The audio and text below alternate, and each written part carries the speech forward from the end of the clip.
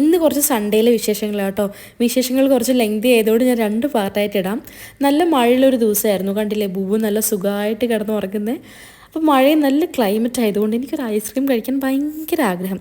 അപ്പോൾ ഞാൻ 1000 വട്ടം ആലോചിച്ചു വേണോ വേണ്ടയോ എന്ന്. എന്നിട്ട് ഞാൻ വാങ്ങിക്കാമെന്ന് ഡിസൈഡ് ചെയ്ത് ഐസ്ക്രീം മേടിച്ചു.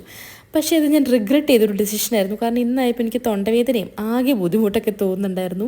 അത് കഴിഞ്ഞിട്ട് ഒരു മൂവി കണ്ടു. ഒത്തിരി നേരമൊന്നും കണ്ടില്ല, ഒരു അരമണിക്കൂറൊക്കെ കണ്ടുള്ളൂ. അപ്പോഴേക്കും എനിക്ക് വീട് വൃത്തിയാക്കണം എന്നുള്ള ബോധം വന്നിട്ടുണ്ടായിരുന്നു.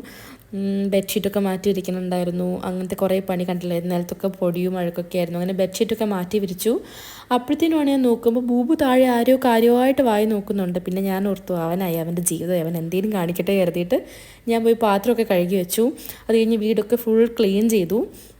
അതെല്ലാം കഴിഞ്ഞിട്ട് ഞാൻ ബൂബുവിനെ കുളിപ്പിച്ചു. അവനെ കുളിപ്പിക്കുന്ന വൻ ടാസ്ക് ആട്ടോ. അവനെ കുളിപ്പിച്ച് കഴിഞ്ഞപ്പോൾ ഞാൻ ഓർത്തു എന്നാൽ പിന്നെ സൺഡേ അല്ലേ പുറത്ത് പോയേക്കാം എന്ന്. ആ വിശേഷങ്ങളൊക്കെ പാർട്ട് 2 കേട്ടോ.